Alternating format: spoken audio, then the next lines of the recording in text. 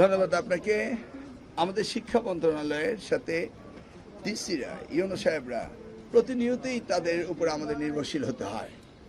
অতএব আমাদের ইন্টারাকশন খুব সুন্দর হয়েছে, ফলপ্রসূ হয়েছে, এবং আমরা ওনাদের কাছে জানতে পেরেছি যে জিরো লেভেলে অর্থাৎ গ্রাউন্ডে ওনারা কী কী সমস্যা ফেস করছেন সেগুলি আমাদের সাথে বলেছেন, এবং সমস্যাগুলি উত্তরণের জন্য ওনারা আইডিয়া দিয়েছেন। মূলত আমরা ওনাদের আইডিয়াই শুনেছি, কারণ ওনাদের কাছে শোনার সময় একটু সময় স্বল্পতা ছিল, বেশি হলে আরও বেশি শুনতে পারতাম। খুব ভালো লেগেছে, এবং নতুন নতুন আইডিয়ার কথা ওনারা বলেছেন। প্ল্যানটি ওয়েল, এই যে জিপিএ পাওয়ার জন্য গার্ডিয়ান এবং স্টুডেন্ট এক্সামিনার সকলেই অস্থির হয়ে থাকে, এখান থেকে বেরিয়ে আসা যায় না? It's a wonderful question. ক্লাসরুমে হোয়াইট বোর্ড দেওয়া হয়েছে 2 ফিট বাই 3 ফিট, একটি কলমের দাম 7 টাকা, যেখানে 20 টাকা এক বক্স চক পাওয়া যেত। এই 60 টাকা সেভ করার জন্য অনেকেই ক্লাসরুমে তেমন অ্যাড্রেস করে না। তাহলে কি আমরা ব্ল্যাকবোর্ডে যেতে পারি না? ডিপেন্ডস, কখনো আমরা পিছনে যাচ্ছি, কখনো আমরা সামনে যাচ্ছি। ডিপেন্ডস, ওনারা যা দেখছেন তাই আমাদেরকে বলছেন।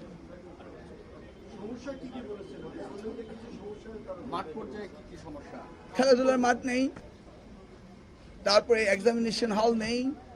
আমরা তো এবার প্রজেক্ট নিয়েছি প্রত্যেকটি উপজেলায় মাল্টিপারপাস এক্সামিনেশন হল করব। ছাত্রছাত্রীদের অনেক অসুবিধা হচ্ছে, সেগুলির কথা হলো। আমাদের ভেরিয়াস প্রবলেম, শিক্ষামন্ত্রী তো প্রচুর প্রবলেম রয়েছে, অ্যাজ ইউ নো, আপনার তো এক্সপার্টিস্ট। বলুন, প্রত্যেকটি প্রবলেমই তারা অ্যাড্রেস করেছে। বাট এটার বিউটি হলো তারা একদম মাঠ থেকে যেটা দেখেছে সেটাই অ্যাড্রেস করেছে।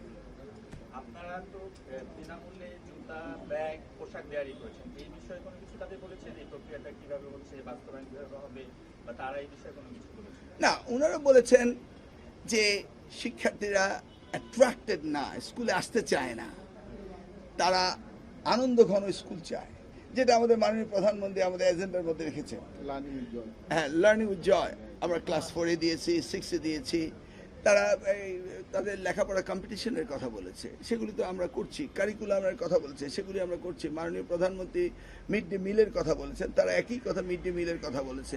স্কুল ড্রেসের কথা তারা বলছে যে শিক্ষার্থীরা আনন্দ পাবে, সেই কথাগুলি যেটা আমাদের এজেন্ডাতে রয়েছে। আউট অফ 46 আমাদের এই 180 ডেজ হানিমুনের পিরিয়ডের মধ্যে 29 প্রজেক্টস হচ্ছে আমাদের শিক্ষা মন্ত্রণালয় ডিরেক্টলি ইনভলভ।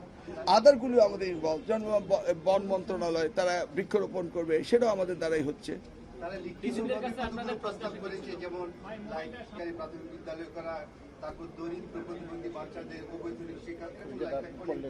অনেকগুলো বান্ডেলস অফ প্রপোজালস। ওয়েল, ওনাদের প্রত্যেকটা প্রস্তাব acceptable, brilliant প্রস্তাব, and we must accept it and we must go ahead.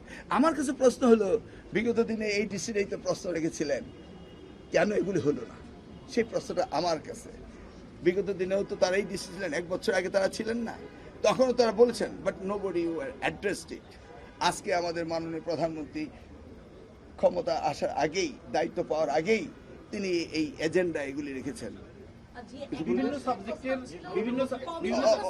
বিভিন্ন কিছু ওকে বলেন, মাদ্রাসার একটা নীতিমালার কথা বলেছিল, সেটা সামথিং আমাদের অ্যাডভাইজার এজেন্ডা তৈরি করেছেন।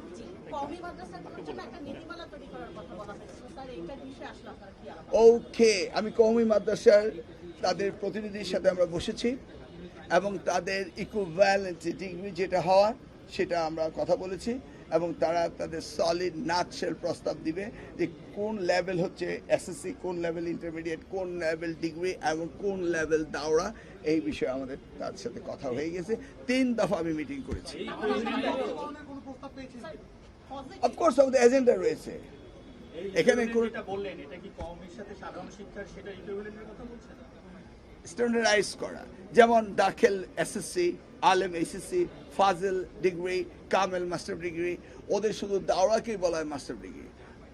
ওই লেভেলগুলোকে আমাদের ঠিক করতে হবে, তাদের বোর্ডকে আরও রিস্ট্রেংথেন করতে হবে, তাদের মধ্যে আমাদের কিছু কিছু জায়গায় টেকনিক্যাল এডুকেশন দিতে হবে।